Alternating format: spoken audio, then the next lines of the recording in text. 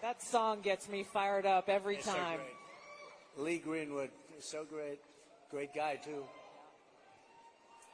Well, thank you, Mr. President. Thank you. This is a very special evening for us all to have a conversation about some of the real issues that are facing Americans across the country and that don't get talked about often enough. And I want to start with one that's very personal to me, hard to talk about sometimes.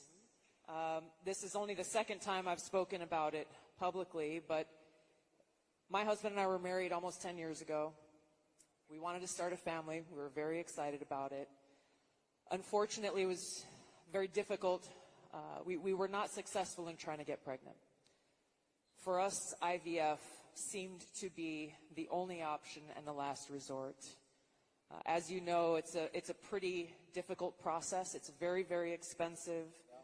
I was in Congress at the time, traveling. I would carry the medicine that I had to administer shots to myself sometimes in an airport bathroom. And ultimately, the most difficult part was every time going to the doctor for another transfer and hoping that it would result in a positive pregnancy test, and then being heartbroken over and over every time that test came back negative. Now, I know some of your opponents, your political opponents, are saying that you want to ban IVF. While it didn't work for us, it's worked for a lot of families. And I just know that there are women and couples in this crowd, or those who are watching here tonight, who may be going through this same struggle and are concerned about being able to have this option, either because they might not be able to afford it, or they're concerned that it just may not be available. And I'd love for you to talk to them about how they should feel. Well, thank you very much, Tulsi. And I didn't know about your situation. And it's tough stuff, right? Tough. Life is pretty tough. It can be beautiful, but it can be difficult. We are doing something with IVF, because IVF, as you know, from friends and people you know, it's really worked out very well for a lot of people. It gave them a child when they would not have had a child. And I told my people I wanted to look at this a couple of weeks ago. And as you know, we have no taxes on a thing called tips. You know that?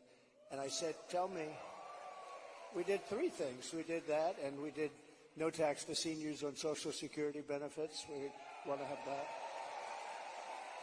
And I've been seeing a lot of IVF, and I kept hearing that I'm against it, and I'm actually very much for it. In fact, in Alabama, where a judge ruled against it, and I countered the judge and came out with a very strong statement for it. And the Alabama... You were very quick in your response to that. I was, but they were too. They were amazing. The legislature approved virtually my statement. I'm in full IVF, and it has really gone. It's terrific. And I said, so with the tips and with the Social Security, the no taxes on Social Security, I said maybe for IVF, and I've been looking at it, and what we're going to do is for people that are using IVF, which is fertilization, the government is going to pay for it, or we're going to get or mandate your insurance company to pay for it, which is going to be great. We're going to do that. I can't tell you how life-changing that would be for so many families, because it costs a lot of money. A lot of people go into debt just for the hope of being able to start their own family. Well, it's big, and you know what? We want to produce babies in this country, right? We want to produce babies. So I think it's going to be something we sort of announced it a little bit. We were in a great place, Michigan. We all love Michigan, right? We're going to bring back the car industry, and we're going to get a lot of it back to Michigan. They've been taking our cars away. They've been taking our manufacturing away over years, over decades. And if you look at it today, it's a shell of what it was years ago, but we're going to bring it back. Mexico is right now building massive car factories, actually being financed and built by China. They think they're going to sell their cars back into our country. It's not going to happen. That's not going to happen. Oh, listen to that. That is not going to happen. But so many things have gone wrong in the car industry. The union leadership has been horrible. I think I'm going to win by 85%, the union, but because we're bringing it back. And we're going to have electric cars, but we're going to have gasoline-powered cars, and we're going to have hybrids. We're going to have every kind of car. We're not going with just that. But I just felt that it would be a good place to announce it, and we did sort of the announcement there a little bit, and now we do the big announcement tonight in front of all of these television stations, all of the fake news, the fake, they're all over the place. They're all over the place. I don't know what's going on. We don't even know, I was saying, because we're doing this. And I finished, and I figured I was going to come here, and we're going to make a speech. I had a speech all set for you. I was ready. They said, sir, you're actually doing a town hall. I said, oh, nobody told me that. I said, who's doing it? They said, Tulsi. I said, well, that's at least good news. I've been a fan of hers for a long time, I have to tell you.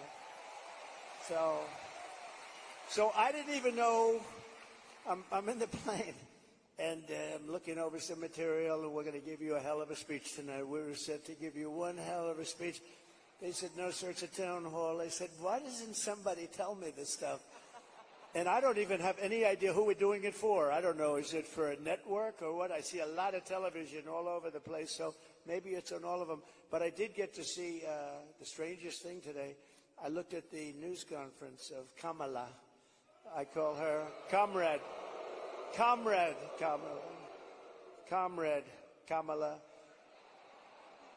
She's you know that. She's a Marxist. Her father was a Marxist before her. So she was brought up in the family tradition.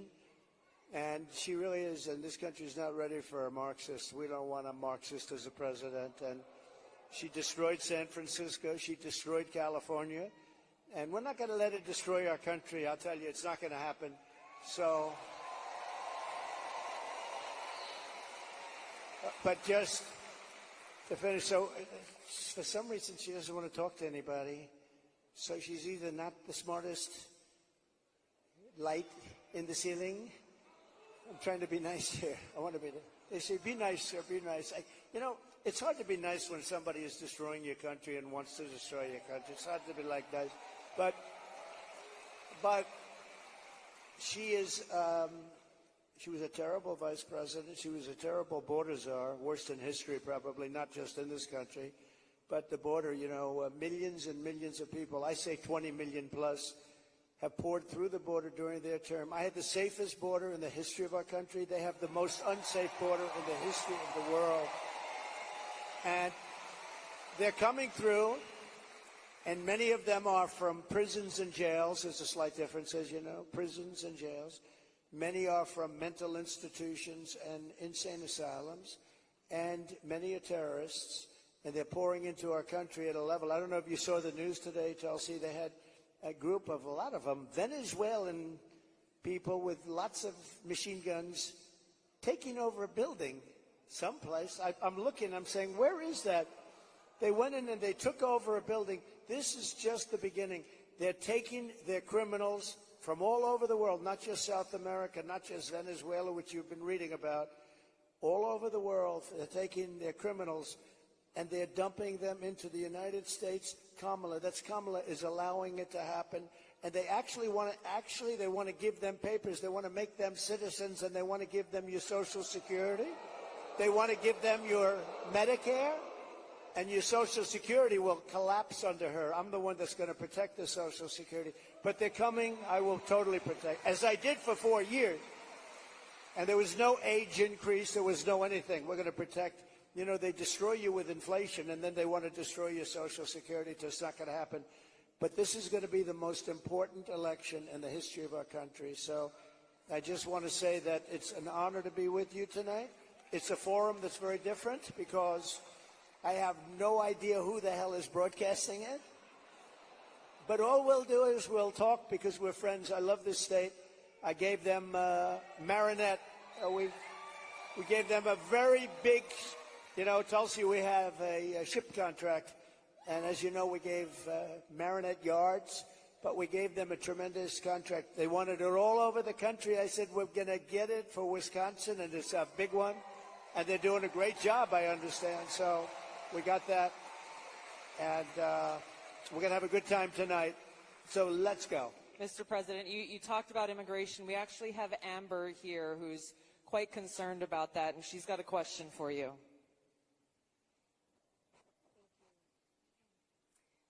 Mr. President, hello. My name is Amber, and I'm from Cameron, Wisconsin. I have 3 beautiful children, and I'm torn on who to support. My youngest daughter is here tonight. My oldest son is 18, and he just started trade school this week. Very proud of him. My concern is that illegal immigration is threatening opportunities for my children. I worry that it's taking away jobs from Americans. I'm wondering, what will you do about that? All right, well, it's great. I think I'll stand up and... Do you mind if I turn around? Thank you, Amber, very much. And you're right. I'll tell you, we have the people that I'm talking about. They're pouring in at levels never seen before. They're coming in by millions and millions, and a lot of them are taking the jobs for the black population, the Hispanic population, and unions are going to be very badly affected because, and I was talking to some of the union heads who I actually do get along with, but they're very concerned about it because the jobs that are, the people that are coming in are just taken, and it's going to start with the black population. African Americans are losing their jobs, and I don't know if you heard the latest statistic that of the jobs that these people created, which is very little, every single job was taken, about 107% was taken by illegal immigrants. There's been no job creation from them. The jobs were filled by illegal immigrants. With all of that being said, I want to give you a very positive answer. We're going to win this election. We're going to turn this country around. We're going to become an unbelievable growth country. And your boy is going to have the greatest job. And you want to have a lot of choice with jobs. You know, you want them to go up and they get up and they, it's hard to believe I have that the way I get treated. But I look forward to every day because we're going to make America great again. So I really do. I look forward to it. That's right. But we're going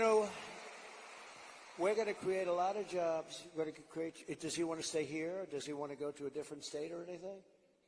Yeah, someplace in the Midwest. But this is a good place to stay, right? Wisconsin.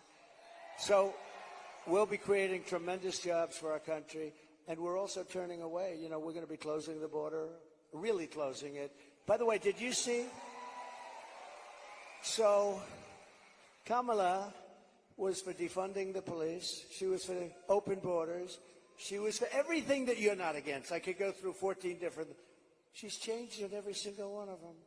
In fact, I think we should see the man in the red hat and the beautiful woman in the red hat says, "Make America Great Again." Perhaps we should give Kamala a "Make America Great Again" hat, right?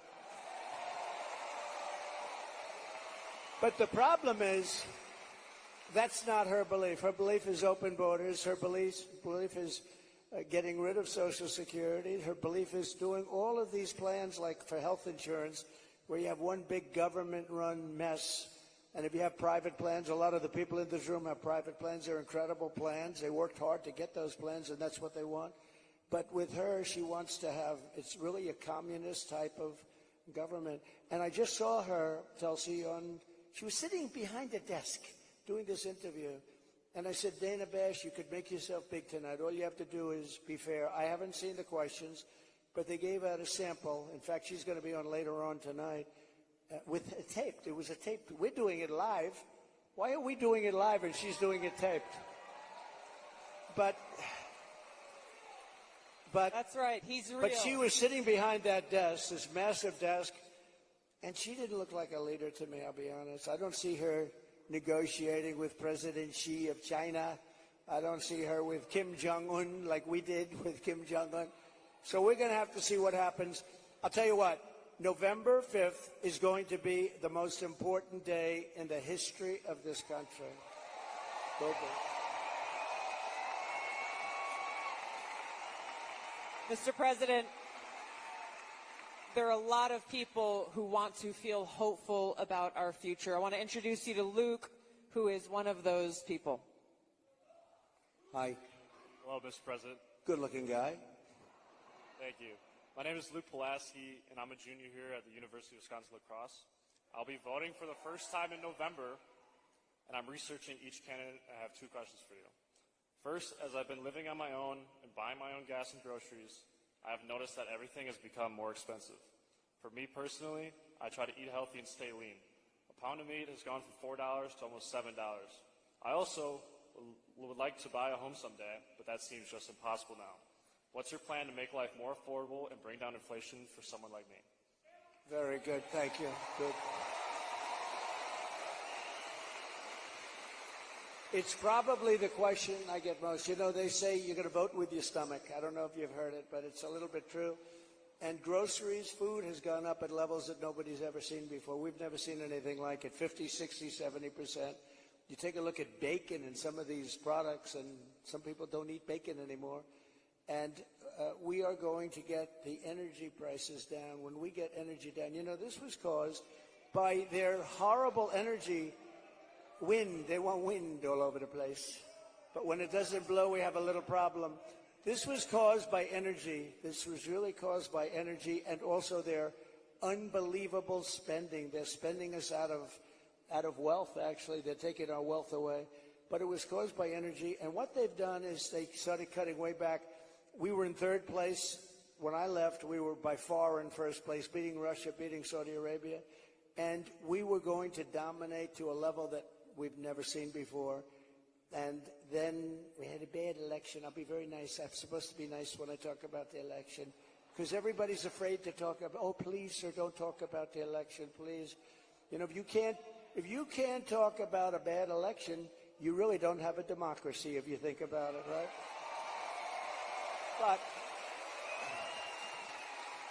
But what they did, Tulsi, is they took back the oil production. The oil started going crazy. That started the inflation. Then they went back. They said, go back to where Trump was. The problem is that we would have been 3 times that level right now. We would have been so dominant over Russia and Saudi Arabia. Look, Saudi Arabia, Russia, a lot of oil. We would have had more. You know, we had something in Alaska, Anwar, that I created. I mean, Ronald Reagan wanted it. You remember? Ronald Reagan wanted it. They all wanted it. And I got it approved. Nobody was able to get it approved. I got it approved. And the first week in office, they turned it back. They said, no, it's the biggest site possibly in the world. Could be bigger than Saudi Arabia. Well, we're going to start that up. We're going to become the energy capital of the world. We're going to pay down our debt, and we're going to reduce your taxes still further.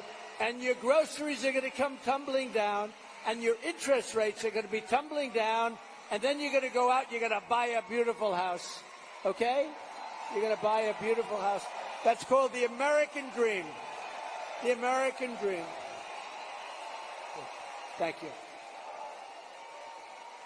Mr. President, I want to ask you a question about national security, but first I think it's important to point out what Luke is talking about, the cost of groceries, the cost of gas, the cost of housing, mortgages, rent, everything has gone up.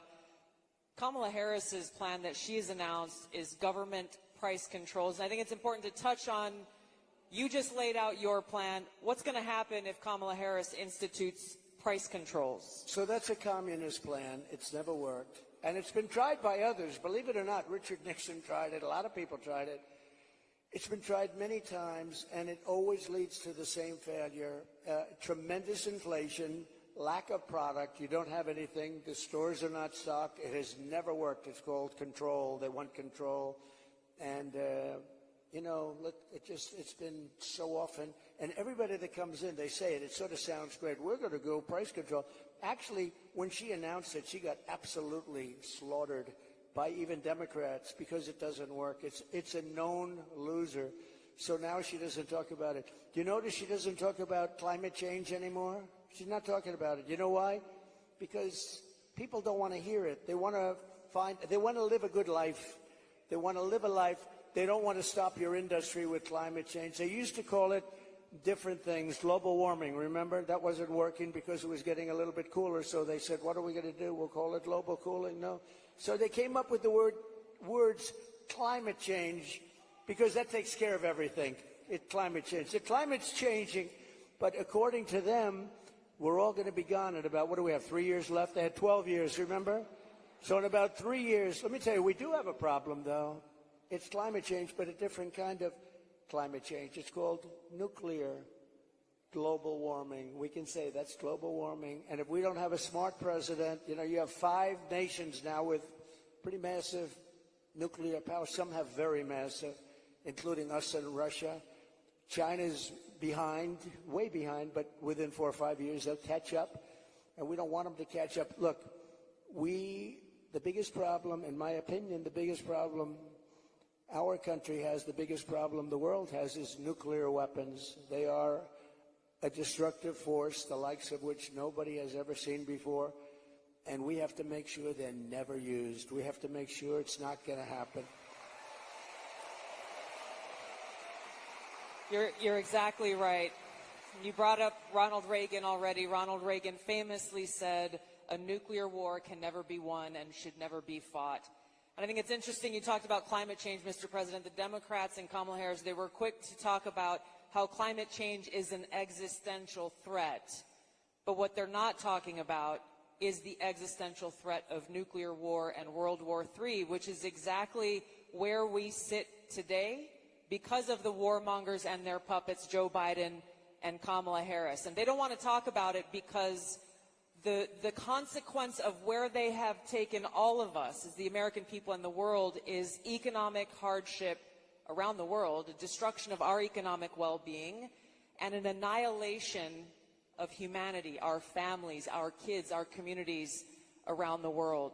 There was a recent poll that YouGov did that pointed out over 60% of Americans feel that World War III and nuclear war is going to happen within 5 to 10 years.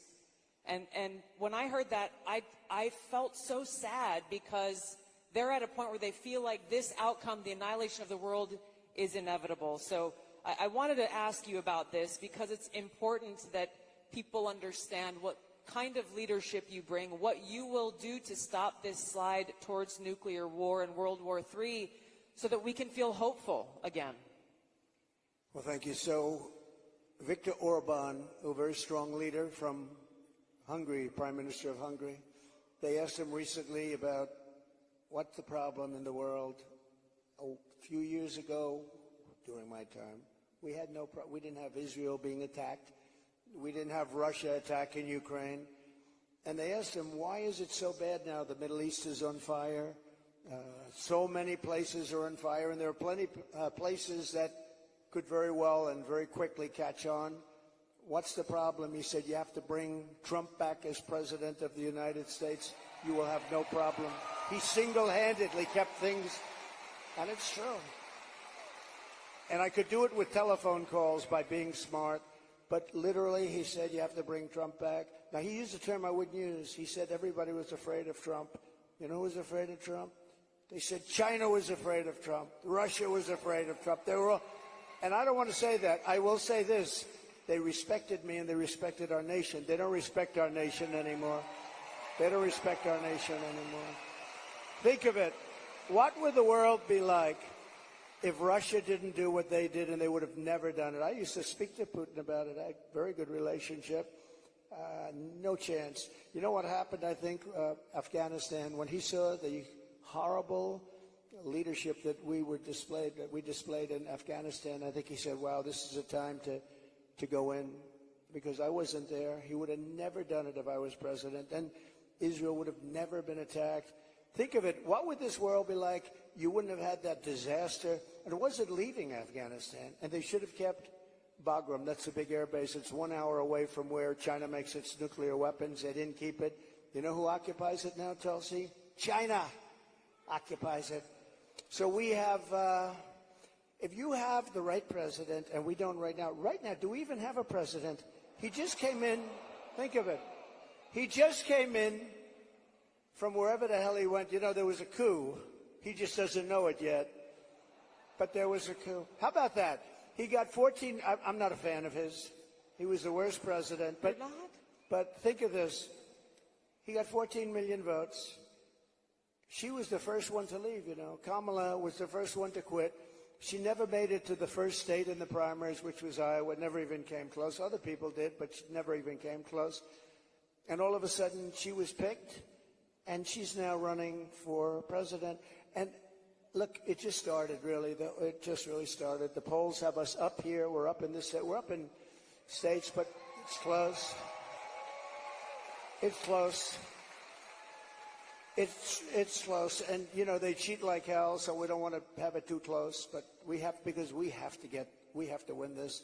We're not going to have a country. But with him, I was so far up. We had a thing called. How did he do in the debate? Did you think he did well? Not too good. No, they wanted to have a debate. I said, okay, it's a little bit early, isn't it? I was trying to talk them out. I said, well, it's a little early for a debate, right? And they said, well, I think we'd like to do it. And that was not a good debate for them. That was not a good debate. So that was the beginning of the end for him. And they started looking. But they picked a woman that had absolutely no votes. She got no votes.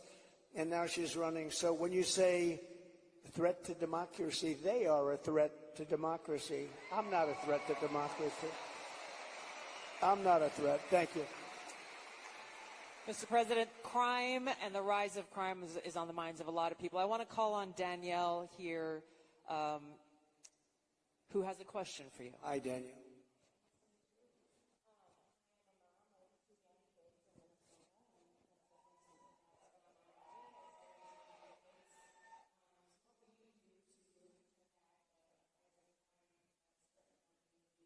Well, you get a lot of those questions from Minnesota.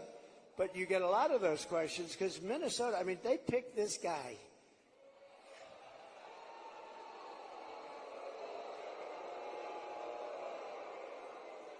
He is weird. Right? He's weird. I'm not weird. He's weird.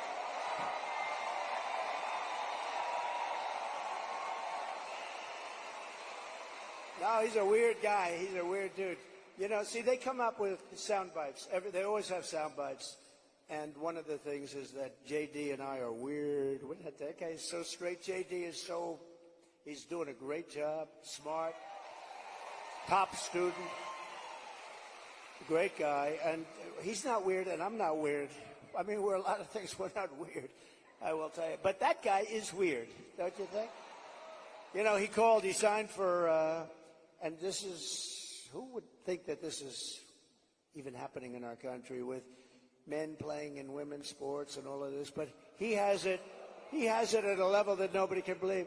A bill that every boy's bathroom will have tampons. Okay. Hence his name, Tampon Tim. But think of it. Think of it. And you know, on the question of abortion, he is the one. Abortion in the 9th month. And if the baby in Minnesota, and I'd love to win Minnesota because those people aren't digging this guy. They're not digging this guy. But think of this. 6 states, Minnesota's one of them. If the baby is born, you're allowed to execute the baby think of that, after birth in Minnesota, you're allowed to execute. And you remember the former governor, not the current governor, who's terrific, Len Youngkin. We're going to win maybe Virginia. We could do that. But the former governor, and he said, you sit the mother down and the father down. You sit them down and you talk. And the baby is born and you make a decision what to do. He meant, do you execute the baby after birth? And according to what they have passed and legislation, in Minnesota, they're allowed to execute the baby after birth. And this guy is a participant. And that's why she picked him, because she is, in fact, a Marxist/communist. Remember, I'd say all the time, our country will never be socialist, right? We will not have a socialist. Well, I was right. We skipped socialism. We went to communism. This woman has to be stopped. Mr. President, we have time for one final question. I don't know if we can get a mic to Bernardo. He's got an important question, given very soon we will be honoring the anniversary of September 11th and all of the lives that were lost on that tragic day in that tragic attack where we were attacked by radical Islamist terrorists. And Bernardo wanted to share his thoughts and had a question for you on this. Thank you. Mr. President, my name is Bernardo.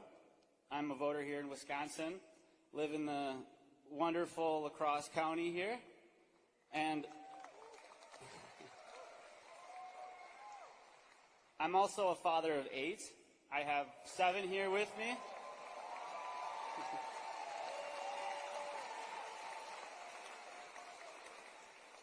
And it's the anniversary of 9/11 is coming up. I'm concerned that we're more vulnerable now than ever. And we have a Democrat nominee who doesn't even want to say the words, says we shouldn't say the words, radical Islamic terror. How are we going to protect America from a terrorist attack? First of all, it's a great question. And, you know, we have radical Islamists pouring into our country along with everybody else right now. They're coming in at levels that nobody's ever seen before. We kept them out. We had 1 year where Border Patrol put down, it was, I believe, 2019, where they, and I don't believe this, I don't believe it's right, but I'll take it. They said 0 came in 20, that was my term, 0. Now we have thousands. I'd like to say that was true. It's probably not because I can't imagine that. But we were very tough on that. Now they have thousands and thousands coming in, along with the prisoners and along with the crime. And remember, a lot of these countries like Venezuela, their crime is way down because they've moved their criminals into our country. It's not even believable. But your question on Islamists and all of the jihad and all of the things that they talk about, they have to respect your country. They have to respect your leader. You know, I had no radical Islam crime for 4 years, and I didn't want to talk about it. I talked about it after, but I didn't want to talk about it during. I don't want to say like, I had absolutely, and the next day you get hit. But we had none, 4 years of it, because they respected your president, they respected your country, and we have to bring back that level of respect, and we're going to do it. We're going to do it. And we're not letting the wrong people into our country. Okay, thank you very much. Great question. Thank you, Mr. President. I know you have run out of time here, but thank you for having this conversation with the people of Wisconsin and people across the country who are watching and concerned about these very same issues. Thank you, Mr. President. Thank you everyone, much. for being here. Thank you, everybody. Vote. Vote. Thank you, everybody, very much.